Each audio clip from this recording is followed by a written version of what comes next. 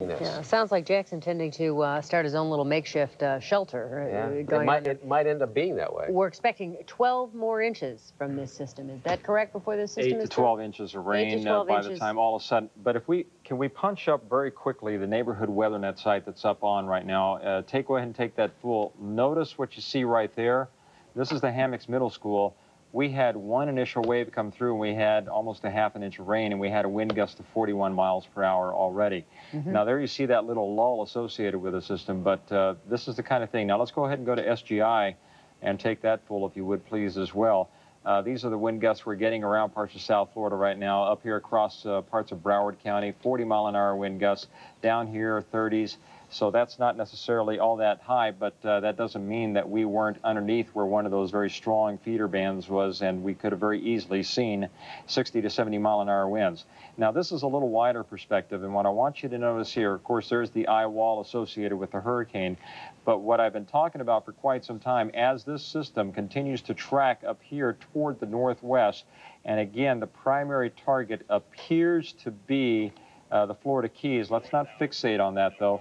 But as the system continues to move to the northwest, we are going to be on this side. And where is all the thunderstorm heaviest? It is on the right side of the hurricane. This is the dirty side. And I'm telling you, folks, that sometime around probably 2, 3 o'clock in the morning, we're really going to be seeing the winds picking up.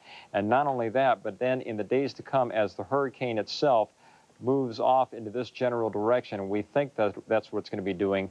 The feeder bands, the tail-end feeder bands, are going to continue to come on down. And notice the feeder band that stretches right here from the center of the hurricane all the way across the Bahamas, all the way down into Haiti. Now, that's the kind of thing I'm talking about in the days to come. So when we're talking about what this storm is going to be doing to us, it's not just the rain, it's not just the possibility of the tornadoes, it is not just, of course, the hurricane force winds, but we're also talking about 8 to 12 inches of rain associated with this, and what that equates to is widespread flooding, and that's just with the hurricane coming on shore. That's not necessarily what's going to happen afterward in the days to follow if we get a tail end of the system hanging over us. FP&L has just informed us that 4,000 residents in Broward County are now without power. And if you're having trouble watching on television, we should point out that many of the people are not necessarily watching. They're listening to us either on 87.7 FM or also Y100, I understand, is broadcasting us in our entirety at this point in time, as well as we're on the WB. But for all those people without power, that I think should be helpful. Meanwhile, Martha Sigalski is out at the Dade EOC. Martha, what do you have for us? A lot of important information, Jennifer. Out of the 16 shelters that are now open, 1, 2, 3, 4, 5 are now closed. The latest being Hialeah, Miami Lakes, that is filled to capacity. 2,000 people are now there, along at Hoover Elementary, Hammocks Middle, Killian, and Edison. They are all closed. But the information that we have, W.R. Thomas, Gilbert Porter Elementary, and American Senior. American Senior is the latest to open. That is at 18350 Northwest 67th Avenue. But again, they are faxing and making copies for all of us, all the media that's here, and it's every 5 minutes, one seems to be closing, one seems to be opening. The important information here is if you are planning to go to a shelter, you need to do it now. These are filling up to capacity very quickly. So if you plan on going to a shelter, you need to get going now. Again, closed as of late as Hialeah, Miami Lakes. The recent one opening, American Senior at 18350 Northwest 67th Avenue. Okay, thank you, Martha. How many did you say were actually open in total right now? Is it 15? Let me count them for you. There's a total of 16, but out of those 16, 5 are closed, so 5 from 16 is 11. And how about for special services people? Or does that include the 2 or 3 that are open for special services people? Jennifer, 3 are open: Miami Edison Senior, Highland Oaks Middle, and South Miami Senior High. Those are special needs facilities, but they are all still open right now. They are all still open. And again, the American Red Cross says that, you know, new shelters, is a new shelter opening up? Yes, American High School. American High School. American Senior High School, yeah, we have that. Again, it seems to be changing minute by minute. So again, as soon as we get more information, I'm sure it's going to be like that. Yeah, it seems a lot of people are going. Again, 2,000 people just filled up Hialeah, Miami Lakes. So you can see that a lot of people, you know, are really taking this seriously, going to these shelters. And again, the American Red Cross just told me that as soon as one gets filled, they're opening up new ones. So we're going to stand by. And of course, as we get very latest, we will pass it along to you. And there is no more city bus service. No, so people are having to get to those shelters on their own. Right, that was terminated. We want to once again tell you at 10:22 on this Thursday evening, for those of you expecting to see ER, we made a decision as a team, as an NBC6 organization, that it was something that we needed to preempt tonight because of the life-threatening situation that we were dealing with here in South Florida. And this is just the beginning of Hurricane George. And this is something that is affecting our entire community. It's affecting the people in our community to the point where it could become life-threatening. And the responsible thing to do from our organization's standpoint is to be on with you throughout the duration of the storm to bring you the very latest information. As a result, ER will not be presented tonight. We are taping it for you, and we will show it to you at an later date so that you do not miss the premiere of ER. But once again, this is something that we made a decision as an NBC6 organization and something we felt was the responsible thing to do. Essentially, as you know, we were prepared to air ER. The reason that that changed at the last minute was because of these feeder bands coming through and spawning these tornadoes, and 3 tornadoes moving through our area at a crucial point in time when many people are still out and about on the roads and many people are not necessarily aware of the severity of the weather conditions. Certainly poses a very life-threatening situation to a substantial number of our viewing audience. Right now, I believe, are we going back out to Danielle Knox? Yes, on Miami Beach. Danielle? Hi, Jen. Hi, Tony. You know, you're right. It is a very serious situation here, a life-threatening situation here. But it frankly is a little amazing to me, something that we just saw a couple of minutes ago. We saw some people pull up in a van. We looked around wondering where they were from. They jumped out of the van, ran down into the ocean, and started swimming around in the ocean for about 20 minutes, you know, with no clothes on. And they were laughing and talking, having a great time. It's just absolutely amazing to me when you think about the severity of this situation, that there are some people who really are not taking this all very seriously at all. And take a look at that. Another person running into the water right now, going out there swimming as people stand on the shore and actually watch him do it. And since we've been out here, the waves have actually increased substantially from what they were earlier in the afternoon. You saw the video when we were on Miami Beach during the daytime. The waves were high, but not near as high as they are now. And they are expected to get higher. And for some reason, this brings out a certain kind of person who wants to go out and play in it and not take this very, very seriously. So that was just amazing to us as we sat here and watched this. Jen and Tony? Okay, well, Roland, why don't you comment on that? There must be rip currents out there. You know, I have to tell you, and I think at this point what we need to do is not put the camera on these individuals, because what they're doing is they're show standing for us. They're trying to be on the news, and we don't want to have any part of that. And the reason I say that is that there's rip currents that are out there, and this gentleman is out there in a scenario where we have a strong easterly flow that's coming in. That water is wanting to pile up, and as that water goes out, the rip current channel will open up and it could draw this guy out. So, folks, please, again, this is a very serious situation. We may be in a little bit of a lull right now, just a little bit of a lull, but let's go ahead and take a look at the Doppler radar and see exactly where these dangerous line of storms are. And while you're doing that, Roland, let's bring Michael Williams on the phone, because he's seeking shelter there. And Michael, are you there? Yes, good evening, Tony. I'm standing by with my photographer, David Rodriguez. We are in the home of a couple who moved to Marathon about a year and a half ago from the Virginia area, Alexandria, Virginia. They've had some experience with hurricanes, living in Nags Head for quite some time, up on the North Carolina coastline, so they certainly know what hurricanes can be all about. They decided to stay, and so now the die is cast, and they will ride it out here in their home. They have a little weather monitor that showed the highest gust here so far, about 32 miles per hour at their Marathon home. Now, had a lot of rain at about 6 o'clock. Then we've been in a lull for a while, but even as I speak, we've seen the wind pick up a bit more, and now we're getting another band of rain. I had a chance to sit down with them a short while ago, and this is the report we filed.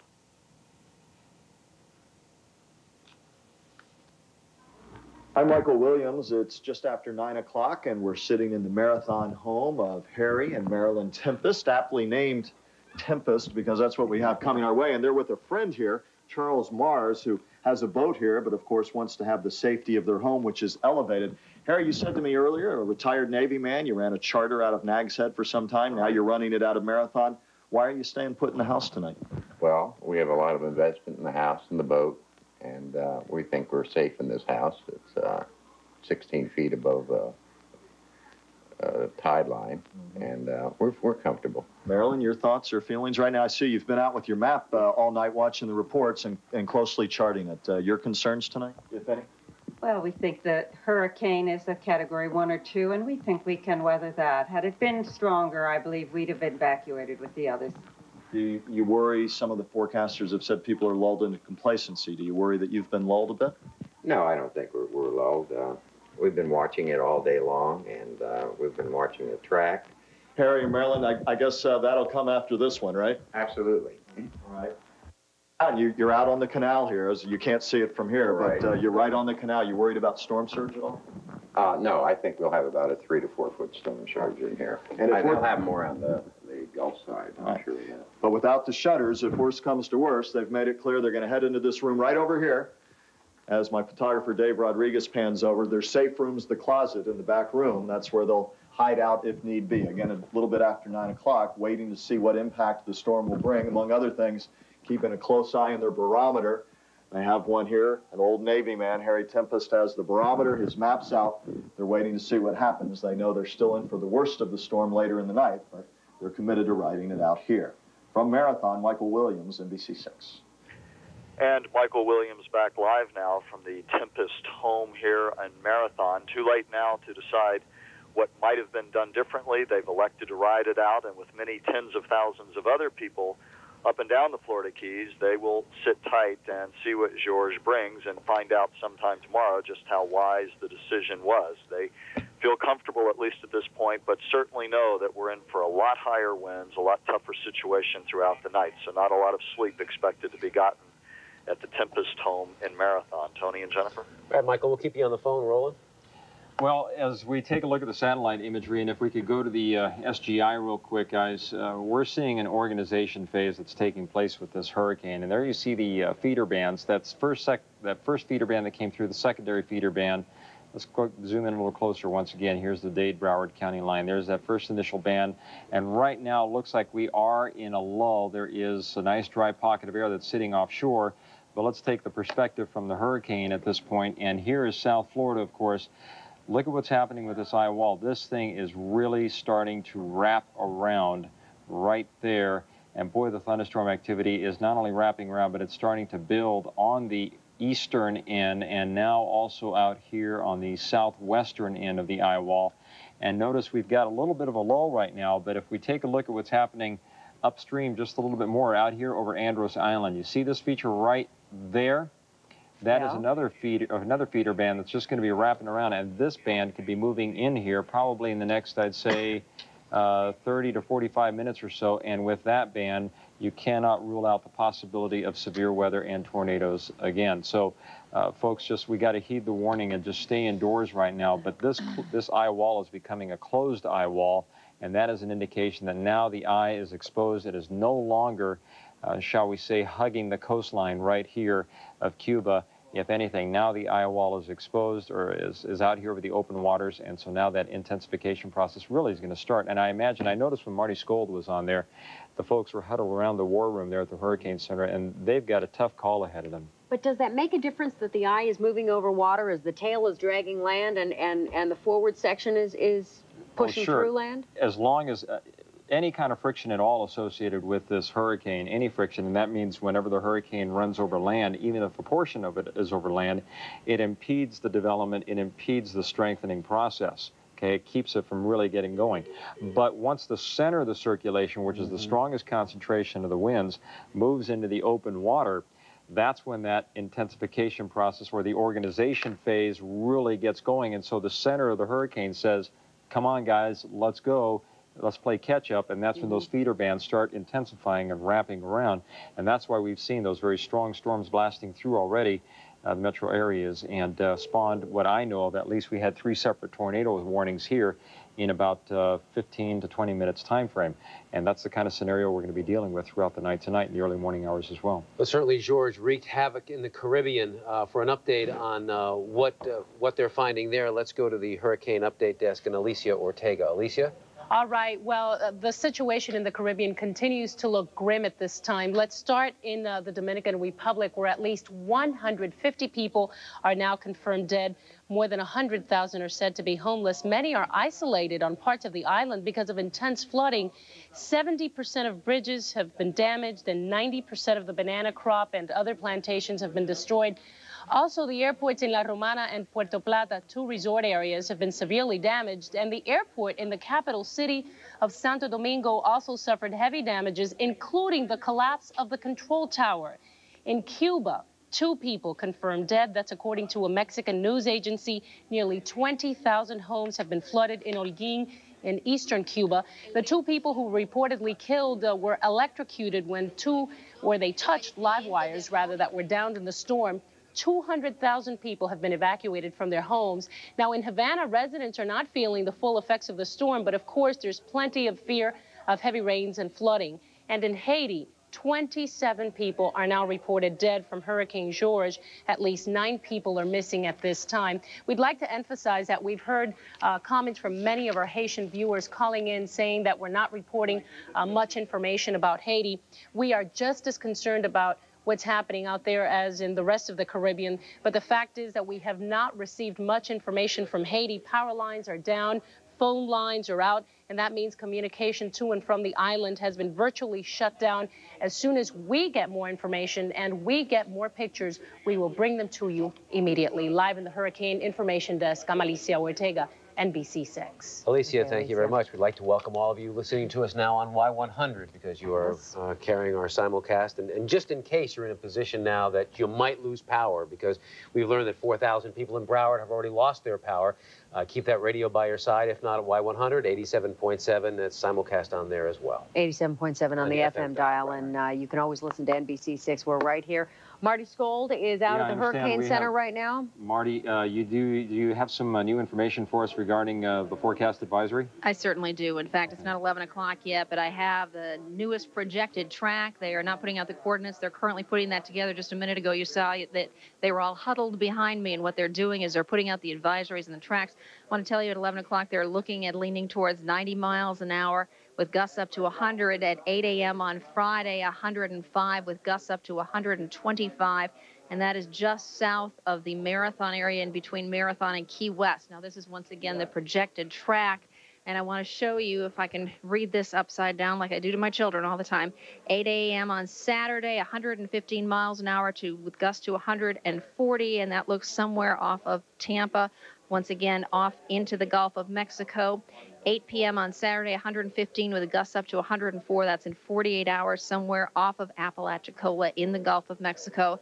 And then somewhere around, it looks like the Mobile, Alabama area at 8 p.m. on Sunday, 75 miles an hour down to 90. So once again, they're going to be increasing the wind speeds on that. And once again, Roland, just as we were talking about, they're getting this information from the planes and also from the satellites and the radar. They are seeing that eye wall closing in, the thunderstorms banding around it. And because of that, they're looking for a little bit further of intensification. And we were talking about that even early this morning. They said as soon as it got from the landmass onto water, they would see it rapidly intensify. And so we're starting to see this progress go along. And also, once again, these coordinates will be coming out very shortly, and I will get them to you as soon as it comes across over here. Back to you. So, Marty, at this point, then, they are talking about a Category 2 hurricane affecting us by tomorrow morning, affecting us, and I mean not only South Florida, but possibly portions up to the north and to the west as well.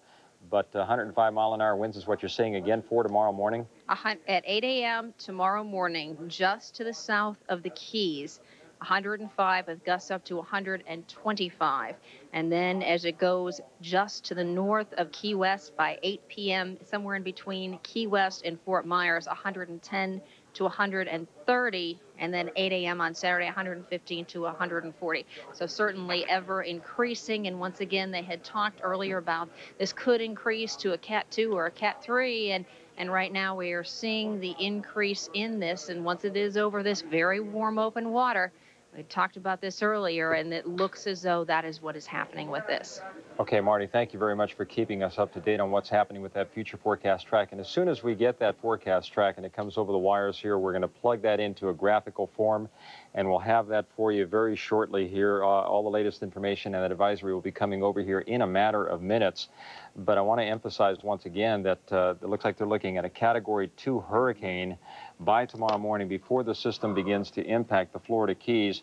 And if you're talking about a Category 2 and it's already forecast to be a borderline Category 3 by tomorrow night, you can't rule out the possibility that perhaps we might have a Category 2 becoming a Category 3 still before it impacts the Keys. So this is, again, a very volatile situation. Now that that eye wall has come out over the open waters out here, and you can see the structure of the eye wall, it is very, very well defined, and it is closed.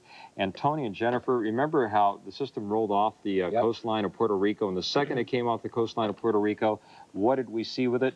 We saw an eye. The second the system came off the coastline of Haiti, the second, what did we see? An eye that formed. So what I've been talking about all along is that this hurricane, despite the fact that it's had this very rugged terrain it's had to deal with, it has been extremely tenacious. Another feature I see here, notice the air that's flowing out and away from the hurricane. That air that's flowing out and away from the hurricane means that the hurricane is breathing. This thing is drawing in air at the surface. It's spinning around counterclockwise, and then it's spiraling up through the hurricane, and it's being evacuated out through the top of the hurricane.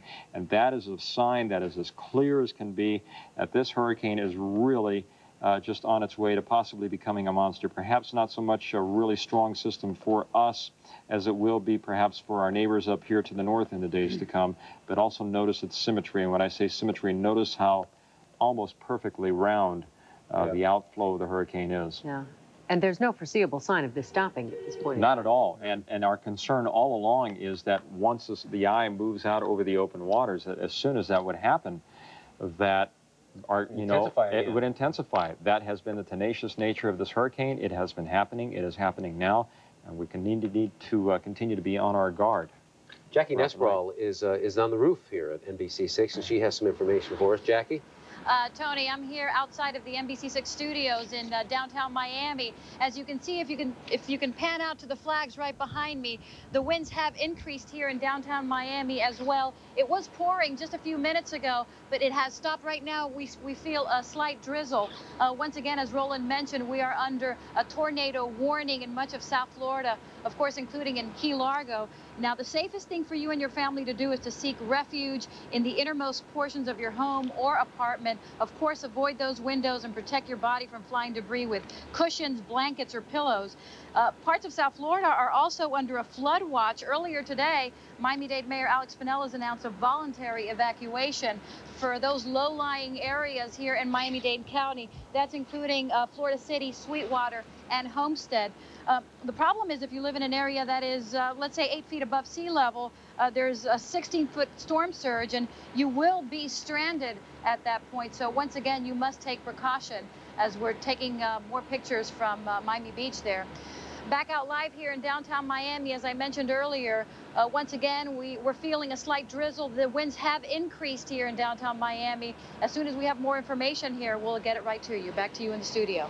Thank you, Jackie. And Hank Tester right now is riding out the storm in Marathon. Hank, you're on the telephone? Yeah, how you doing? Good. How are you? Well, we're doing okay. It's been very interesting watching Roland explain these feeder bands because we can see him coming and going just exactly synchronized with his radar. Just in the last hour, we've been relatively calm here. I was out and about, and here's the story. We're on the 7-mile bridge. It's about 8:30. Lightning strikes all around us. The wind is whipping up. Right now, no rain at all, just tropical breezes.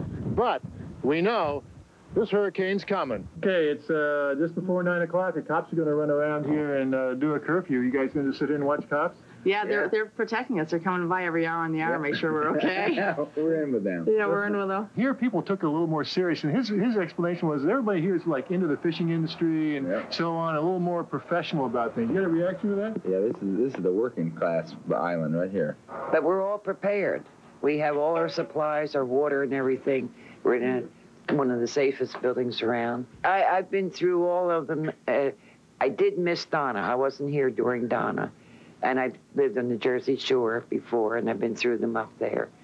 And they're nothing to play with. You take it very seriously. It's 9 o'clock at night. The Monroe County Sheriff's Department, they have this town locked down. It's an official curfew. Now almost every place is closed. The roads are pretty much dead. We're just doing heavy patrol now, trying to look for any stragglers hanging out and whatnot. But it's been really a quiet evening. People have been really adhering to the warnings and leaving, so it's been pretty good. You got to be proud of these people. Oh, these people are really started leaving early, like probably Wednesday, Tuesday, probably even Tuesday. They heard the warnings, they took it serious, and they know their low-lying areas, and they really did great. The cops have a curfew in effect right now. The town is all shuttered. About 80% have evacuated. Boats are moored. Marathon, Florida is all set for Hurricane George. I'm Hank Tester in Marathon. Back to you. And if we could take it for you for just a second, we can tell you that in about the last 10 minutes, the winds have picked up. They're whipping around a bit. It was interesting. I would say probably, I would estimate 30, 35 miles per hour right at the moment. We're bunkered down in the Sombrero Resort, ready to ride it out. We'll try and go out and get you some more pictures here in just a bit. But again, I'd like to emphasize, folks in the Marathon did a pretty good job. Not a lot of partying here, a lot of serious hurricane preparation. Back to you guys. It sure does seem that way. Yeah, good for them. You have to imagine that a lot of people that chose to stay behind in the Keys in particular along there have done this many times before and are taking it extremely seriously. Hank, are you still there? Yep, sure am. How confident are you in the security and the safety of your accommodations? Well, you do the best you can, and you keep your fingers crossed and hope that everything holds together. We've got our windows boarded up, and we're on the third floor of a building which has a cement roof, and, we think we're okay.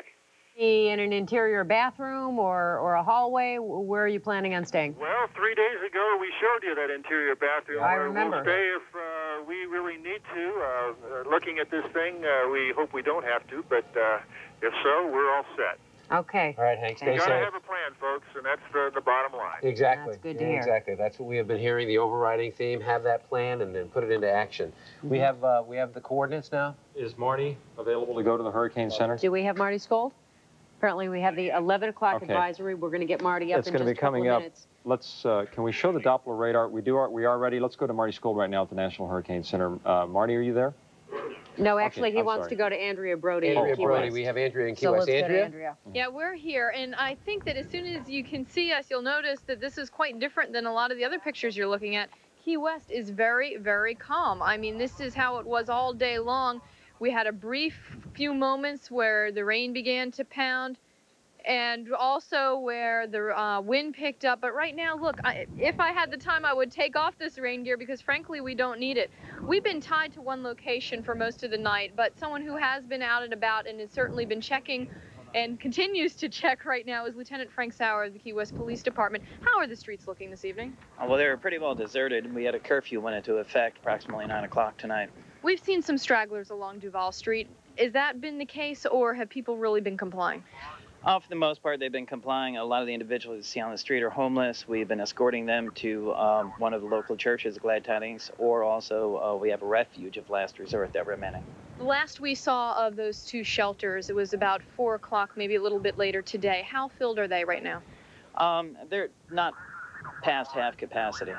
Glad Tidings is a local church, and they're willing to take all homeless individuals over there. So as we see the individuals on the street, we either get them there if they don't have transportation, or we urge them to move on.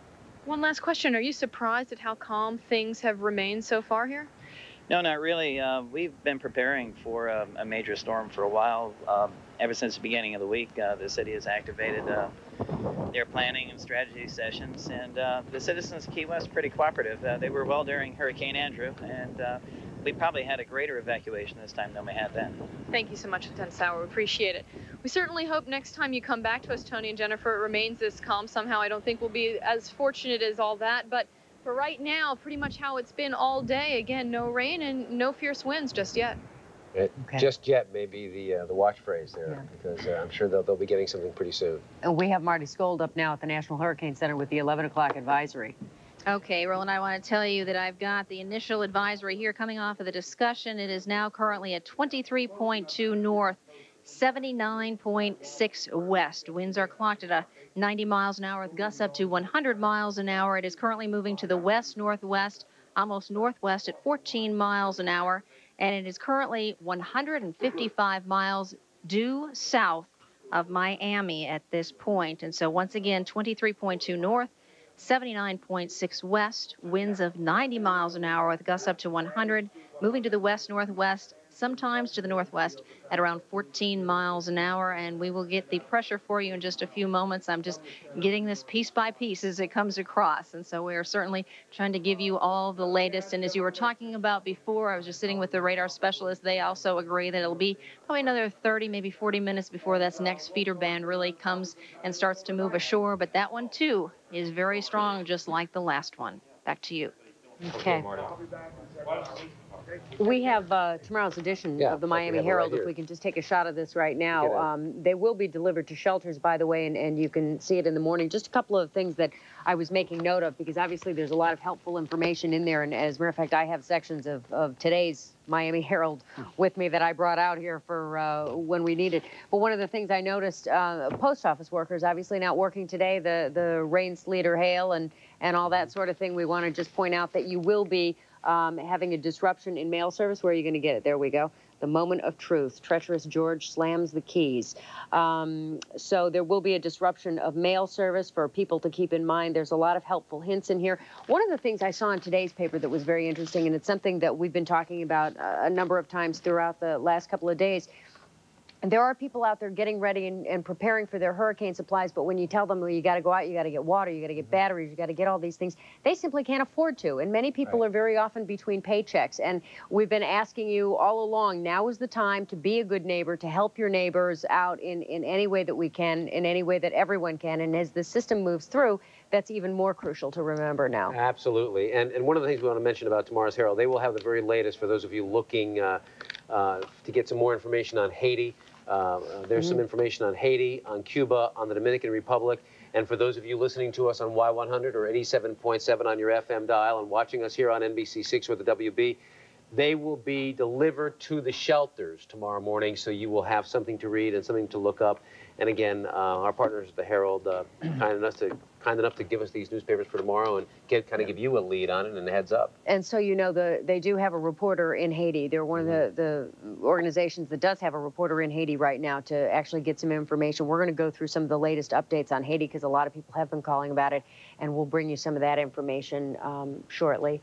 Roland? And also for those of you who may be getting ready to lose your power with another feeder band that's getting ready to come on shore, we want you to know that Y100 is now simulcasting our signal. So if by any chance you lose power, you can't see us on television tonight, tune into Y100. We're going to be here with you all night long. And if you can't get Y100 for some reason, we're also on 87.7 FM.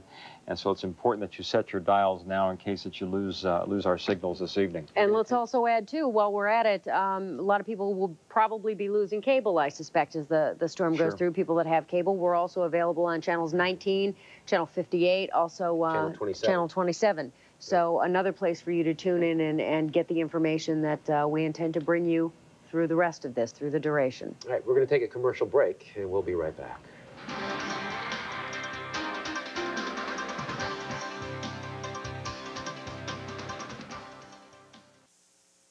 From NBC6, this is the Stormwatch 98 Hurricane Update.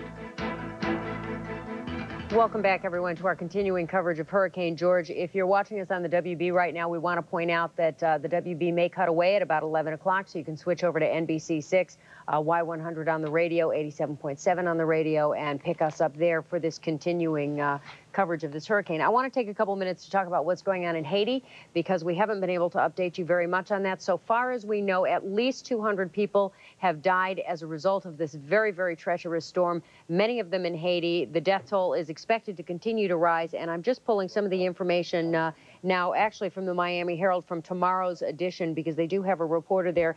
And we want you to know that a lot of people, especially women and children, have been taking refuge in churches and hospitals. They're passing out water. The government is passing out water to people, hoping to prevent any waterborne epidemics. They're particularly concerned about things like cholera and typhoid.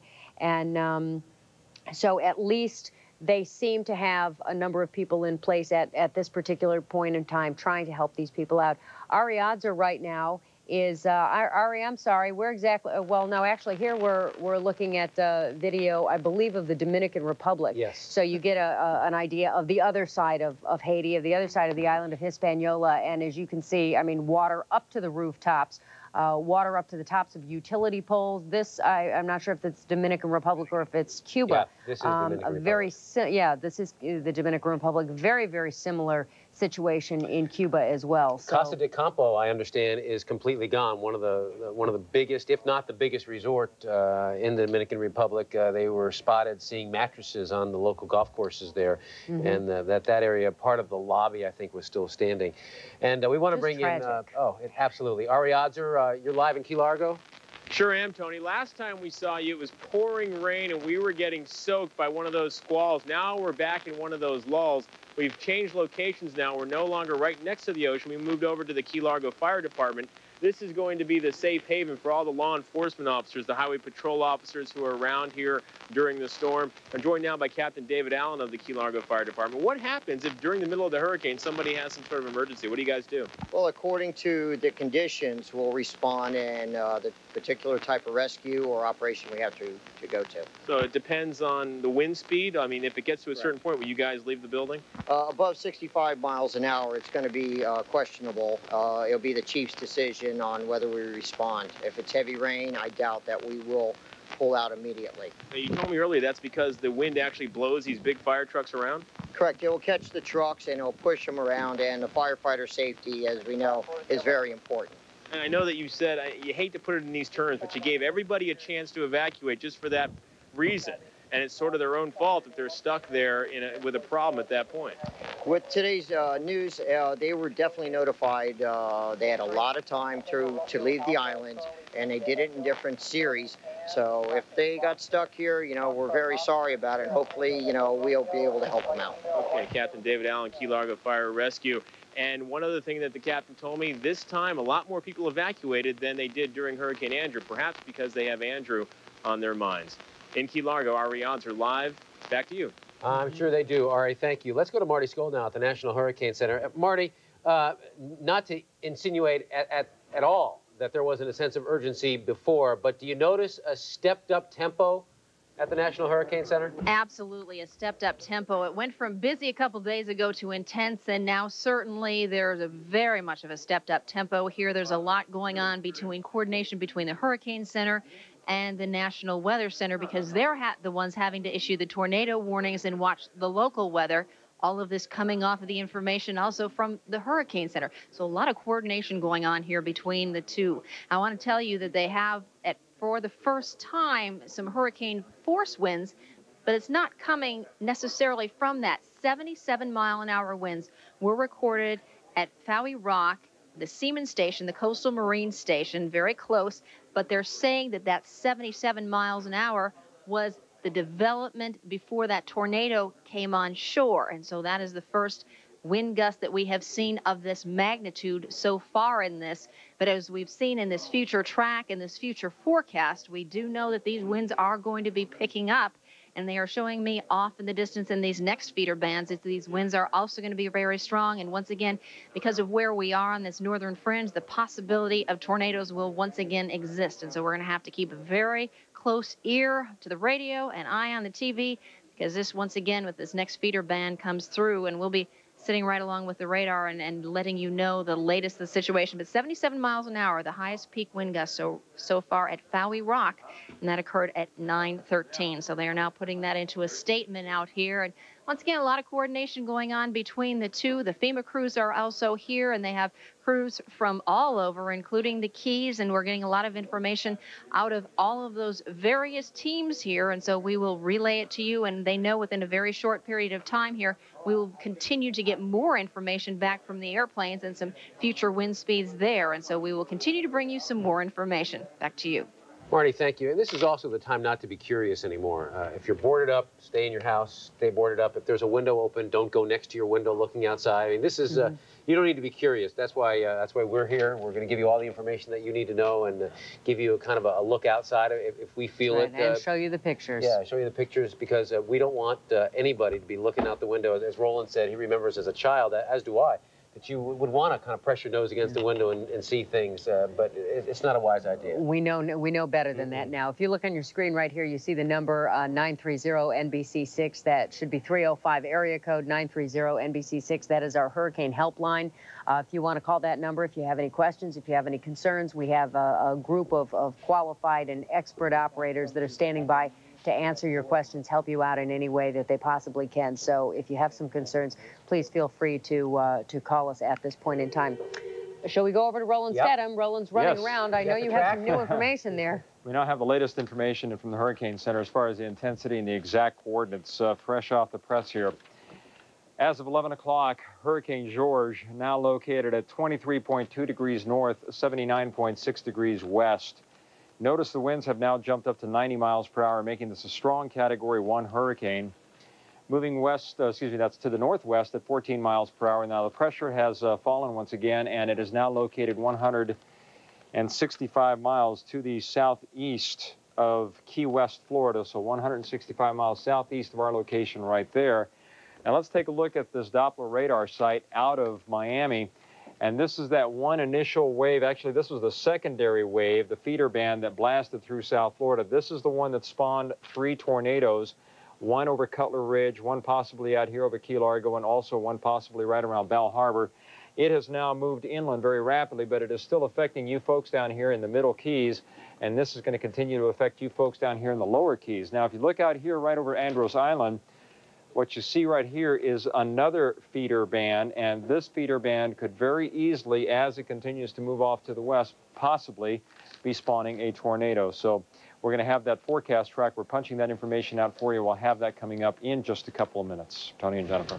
Okay, Roland, thank you very much. We're going to take a quick break, I believe. No, actually, we're going to begin the Channel 6 News at 11 o'clock. We are at the top of the hour as we speak. Welcome to our extended coverage of Hurricane George. We want to remind you that if your power has gone out, you are listening to us on Y100, and just keep that by your side, that radio by your side. If not, 87.7 on your FM dial. We're simulcasting on both of those signals. We will be with you through the duration. Okay.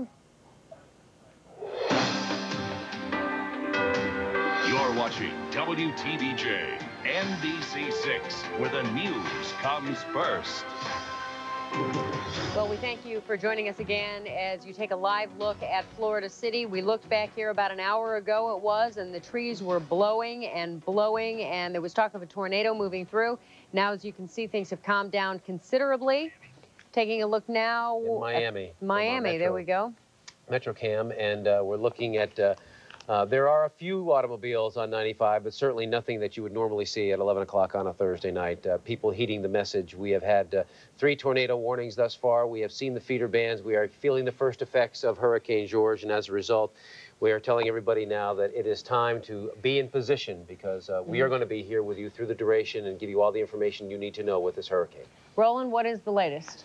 Well, the latest information now that we have, Tony and Jennifer, is that the strike probability has now increased to 75% for Marathon. And what that means is that the Hurricane Center is now very confident that the hurricane is going to be moving right into the Central Keys as far as with the center circulation. Now, keep in mind, folks, once again, we're still talking about a hurricane that's over 150 miles southeast of our location. But if that is indeed the case, let's say right now that the eye does move over Marathon, the highest storm surge activity is going to be taking place on the right side of the eye, and that means that the middle and upper Keys and also the southeastern coastline of Florida all the way up to the Broward-Palm Beach County line will be experiencing a lot of the storm surge activity associated with the hurricane. It's also, we're going to be experiencing a great bulk of the highest intensity of the winds from the Middle Keys upward toward the north. Now, folks out here in the Lower Keys, you're going to be dealing with the left side of the eye wall, and typically that is not as strong as it is on the right side of the eye wall. But there's the very well-defined eye. Notice the structure of this hurricane, still very round, very symmetrical. Now, see this little feature right here, right over Andros Island? This is another feeder band that is now starting to build, and as we take a look at the Doppler radar out of Miami, here comes the one wave that whacked us here about 30, 40 minutes ago, but this is a secondary feeder band that's now developing, and the orientation on this one is not so much from north to south, but more from east to west. So as this feeder band comes in, it looks like it's really going to be affecting the Upper Keys and also residents out here in Dade County. This one could very easily have wind gusts between 60 to 70 miles per hour. This one could also very easily spawn tornadoes. So we're going to continue to watch this feeder band, and I'm not so concerned about Broward County because it looks like this one's going to stay a little farther south, but it really could affect residents out here in Dade County, and this could happen here probably within the next 30 to 40 minutes. This line of storms that we see out here are moving very rapidly. They're moving from the east to the west at 40 miles per hour, and this is that line of storms right there that produce several tornadoes, several bow echoes, very strong winds, and almost instantaneous downpours, and now moving down here through the Keys. So it looks like it's right around the middle Keys. It looks like it's starting to weaken a little bit, but out here in Key West, you might start to see it as well. And there you see that particular cell coming in on this perspective that we have from the Doppler radar. Now, John Giraldi is back there. He's plotting the coordinates. We're going to be putting that into graphical form, and we'll see exactly what the points are that the Hurricane Center is thinking of. And as far as the intensity is concerned, I know Marty Skold told me moments ago when she was out there at the Hurricane Center that they're talking about this system becoming a Category 2 hurricane with winds of 105 miles per hour before starting to drive onshore over the Florida Keys. So again, we can't be lulled into that sense of security that just because the system moves over the Keys that we're going to be okay here, because the truth is we're not. We're really going to be seeing the brunt of this, the hurricane force winds probably during the early morning hours across the lower and middle Keys. When I see the early morning hours, I mean probably sometime around sunrise, and I think we're going to be dealing with a daytime landfalling hurricane that will be bringing us hurricane force winds just a little bit later in the day tomorrow, probably after sunrise or around 10 or 11 o'clock in the morning tomorrow. We'll probably be experiencing some hurricane force winds here in the metropolitan areas of Dade and Broward County as well. A little closer perspective. Here comes this very powerful feeder band right there. You can see how fast these lines of storms are moving through. So we get these breaks. We get these waves that come in like spokes on a wheel. We continue to see these bands of showers and storms blasting through. Then we get a break, then another one's going to be coming in. And this is the process I was telling you about earlier. It's going to start, it has started now, and we're going to be in this for the next 24 to 36 hours. And the winds are only going to do one thing, and that's going to be increase. And the seas, in essence, will be rising as well. And then there's always, Tony and Jennifer, that great potential that we have for very heavy rainfall. Let me see what the Hurricane Center is saying. Projecting a storm surge flooding of 4 to 7 feet above normal tide levels. So in essence, with this hurricane, what they're anticipating is the water rising 4 to 7 feet above where the normal sea level is. And we are also predicting, as far as rainfall amounts, the rainfall amounts are likely to be 8 to 12 inches. So 8 to 12 inches of rain on top of our already very saturated ground. We are going to have some extensive problems with flooding. The hurricane force winds have now extended outward 45 miles from the actual center of the hurricane. Tony and Jennifer. Let's go right out to Danielle Knox. Go ahead, Tony. I'm sorry. Yeah, no, she's on Miami Beach. We'll get back to you in just a minute because I know you're going to go out to the Hurricane Center. Danielle? Hey, I just want to give you guys a better understanding of just how desolate it is here in Miami Beach. We're actually driving live in our car to give you a better understanding of what's going on. And it's interesting because you look on either side of 5th, which is the street we're going down now, and it's all boarded up. And it's very unusual to see this on a Thursday night on South Beach.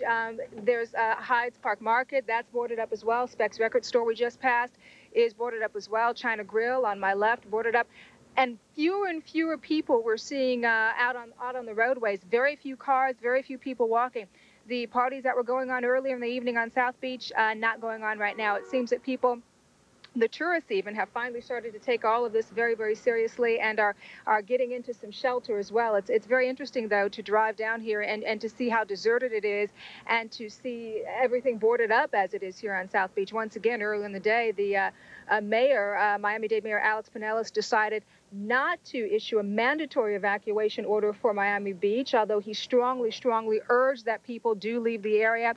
And it looks like some people are heeding that warning. Others who are staying here told me that they are boarding up, battening down the hatches, and are going to ride out whatever George brings our way. Jen and Tony? Oh, it is eerie looking, isn't it? Yeah, and we do notice, it's funny, every time a feeder band goes through, people clear out. You know, they come out again for a little bit, they go and check out what it looks like at the ocean, and then the next time a feeder band comes through, and the rain and the thunder and the lightning, and certainly the possibility of tornadoes. So we want to warn people it's not wise to go out at all anymore. If there is something, but they go back in. If there is something in a rather strange way to say that's kind of in our favor here, is that it looks like we're going to see this during daylight hours. And I think that that's vital. You remember with Andrew, everything happened in the middle of the night, and with power going out, it's a horrible feeling to not be able to see anything and just hear everything. And some of the documentation that we talked with people was that just hearing the wind and hearing the roofs was an awful sense for them. But at least this time it appears as if it's going to be daylight. We'll be able to have a better sense of what's happening outside. Although this still could be a very rough night. Absolutely. For a lot of people, but in particular in the Keys, during these evening hours, it may be a very noisy night. One of the reasons, and we were telling you before, we have stayed on continuously. We intend to stay on continuously, and certainly one of the reasons that we can't leave here is because these are life-threatening situations that keep cropping up. We've seen in the last hour 3 tornadoes spawn. Perhaps it was the last hour and a half. Forgive me, I didn't keep track of the time, but there was one in Bell Harbor. They were to the south. Roland, where exactly were those tornadoes, and did anything come of them? Do we know of any damages or injuries as a function of them? At this time, we don't have any kind of indications that there were damage associated with it. But one of the things that Doppler radar is capable of doing is that it can see where air masses are spinning, where there is what we call vorticity in the atmosphere. And when the Doppler radar sees that, that is a signature that there is more than likely a tornado on the ground. And so we saw one in Bal Harbor. We saw one at Cutler Ridge right along the coastline there. We also saw one possibly over the Key Largo area. We have the opportunity right now to go live to the National Hurricane Center. And let's see who we have. Deputy Director Max Mayfield. Hi, Max. Evening, Roland. We have already started to see the deterioration in the weather here in South Florida. Just kind of some scary moments there for a little while this evening. Tell us what you see going on right now. Well, you know, some of those rain bands, I'm sure were scary to some folks, but there's still going to be some lows in there between the rain bands. The real core of the hurricane, what we're really concerned with, still appears like it's getting better organized. The winds have increased, as you said, to 90 miles per hour in this last advisory. The hurricane force winds extend about 45 miles from the center. So this is the area that we're most concerned with. But at the same time, it's a large circulation. You can see how far out the rain bands extend. We are going to get some strong winds up here. We could still get hurricane force winds very easily in Miami-Dade County. Max, if you would please just kind of give us a time reference again on the winds. When can we expect to see hurricane force winds in the Keys? When can we expect to see hurricane force winds here in Dade and Broward? Okay, I really think it depends exactly on the track, of course, but the core of the hurricane should be nearing the Florida Keys early tomorrow morning before 7 or 8 o'clock. Depending on the exact track, some of those sustained hurricane force winds could be up here in Dade County as well. Otherwise, we're likely to have gusts of hurricane force with sustained winds 50, 60 miles per hour, guess.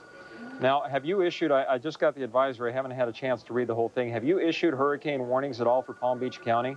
No, we have a tropical storm warning, thinking that they're going to be in the fringe of the hurricane and just get these outer rain bands and sustained storm force winds. We did extend the hurricane warning on the west coast all the way up to Longboat Key, just south of Tampa. So I guess my next question is then, do you think that, of course, the Keys, but do you think that Dade could potentially take a harder hit with this hurricane than Broward could? Well, you would think they would, just because they're closer to the center, no matter what happens, sure. Okay, and Max, as far as the intensity, we're still talking possible Category 2 before landfall. Are you still thinking that we may potentially see a Cat 3 hurricane? We could see, we're forecasting actually a Category 2 hurricane as it goes through the Keys and clips the southern part of the peninsula here. We're really not forecasting it to become a Cat 3 until it gets in the Gulf of Mexico, but we do have limitations in the intensity forecasting. It's still possible that we could have a Category 3. And as we leave you this evening, I've seen a lot of people out there this evening with a party attitude. We've already had possible 3 tornadoes sighted with just the second feeder band that came through. Anything that you want to tell the viewers at home regarding the seriousness of this nature? Well, it's a very serious situation. You want to be very careful. You really shouldn't even go outside the rest of the night here.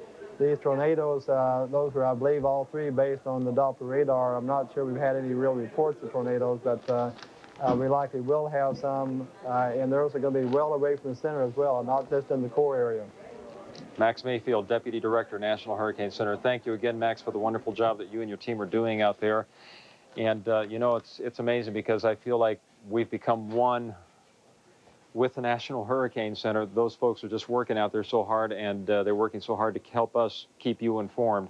So we're going to do that throughout the night tonight. And again, if by any chance you lose power tonight, I just want you to remember that you're going to be able to listen to us right now. Y100 is simulcasting our signal. If you lose our signal because you've lost electricity, flip your radio over to Y100. Flip your radio over to 87.7, which always carries our signal. If you're in the Keys, tune in to Mix 94 FM on the FM dial, or if you're in the Keys, tune in to Keys Talk 1300 AM.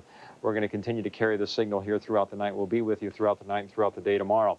Again, the latest advisory, 23.2 degrees north, 79.6 degrees west, winds at 90 miles per hour, moving northwest 14, now located 165 miles southeast of Key West. Now, this is that all-important forecast track that we have from the Hurricane Center. Notice tomorrow morning at 8 o'clock in the morning, here's the strand of the Florida Keys. Where's the hurricane? Right south of Marathon. Now, don't be fixated on these little actual dots. Again, we're talking about that potential to vary one way or the other, but I have to tell you this.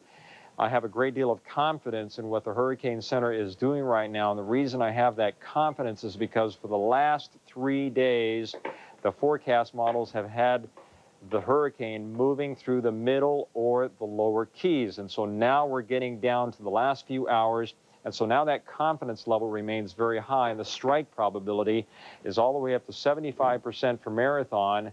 And of course, we here in South Florida are in the 60% range, but 105 miles per hour makes this a Category 2 hurricane, a strong hurricane, possibly upgrading to Category 3 hurricane status. So even if the system is well to the west of our location by tomorrow night at 8 p.m., the bottom line is that we are still going to be on the dirty side of this thing. We're going to be through this. We're going to be going through this throughout the entire night tonight. It's only going to be getting worse, and we're going to be going through it throughout the entire day tomorrow. And so you just need to stay tuned, and we'll continue to pinpoint exactly where the system is. But there is the eye forming a very well-defined eye. And if you'll watch right here, watch this particular eye wall structure, notice how the thunderstorm activity is intensifying around the eastern end of this eye wall. You see that red cluster right there? An indication that the winds are now starting to pick up. And now we have this little banding feature right here over at Andros Island. That's probably going to be moving in. But I think what's going to happen is that later on tonight during the early morning hours, the winds are going to be picking up. And probably around sunrise tomorrow, we're really going to notice a very rapid intensification of the winds with the eye possibly passing over Marathon sometime, I would estimate, in the morning or the early afternoon hours. And then, of course, there's going to be the rapid deterioration as the eye passes through. And we'll get the winds on the backside of the system. Following, again, this one feeder band right there, now about, I'd estimate, 20, 25 miles offshore of Virginia Key and Dade County right here. So, folks, get ready. There could be some very squally weather associated with that band. We have another feeder band down here that's starting to come into range of the Doppler radar. And once again, here's that little closer perspective.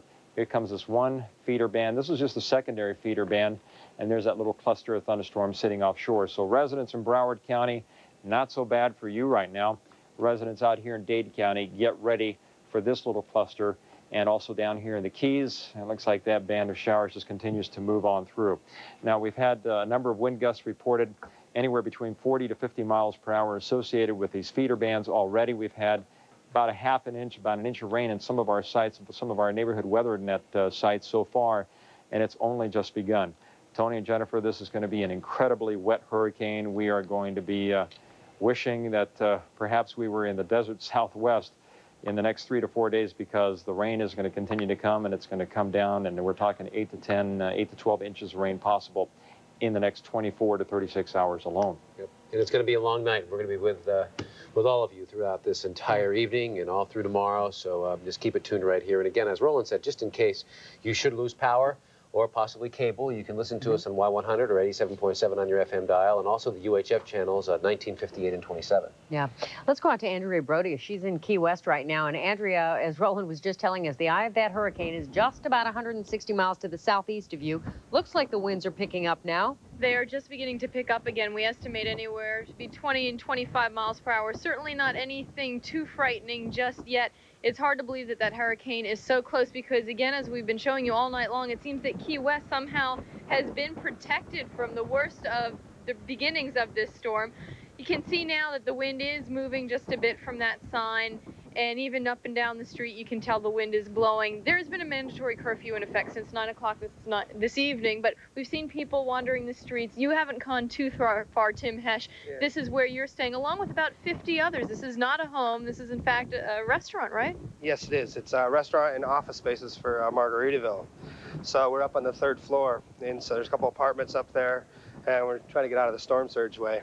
The reason is you look at an old building like this and you think to yourself, why would they run to an old building? But the threat of flooding is so great that you thought you'd actually be safer here? Yes, we did. Plus, this building's withstood a few storms in the past, so we think it's sturdy enough to take another one. You said 50 people. How is everyone spending the time right now? They just are starting to get some of the kids to bed. There's a couple families up there.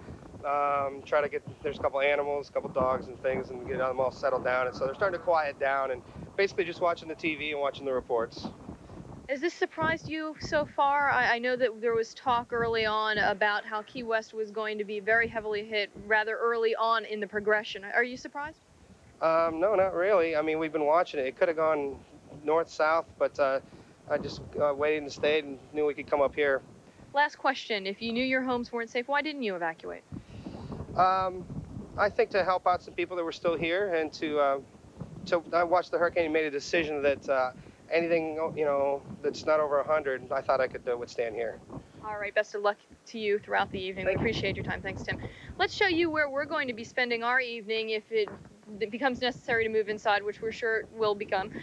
This is our hotel right here, and like you just heard from Tim Hesh, this is one of the older buildings and considered one of the safer buildings, and in fact the tallest building in Key West. Not very safe up on the higher floors, but in the middle floors we're told that things should be just fine. We received a notice under our door somewhere around noon today that said no one will be allowed in their rooms during the height of the storm. People will be spending the night in the hallways. So there is some concern, but people are definitely feeling, including the Emergency Operations Center, that this is one of the safer buildings in town because if necessary, this is a shelter they'll evacuate people to. Live in Key West, Andrea Brody, NBC6. All right, Andrea, thank you. And Andrea, just actually before you go, you said before that you'll be in the hallway, right? We'll move to the hallway if it becomes necessary.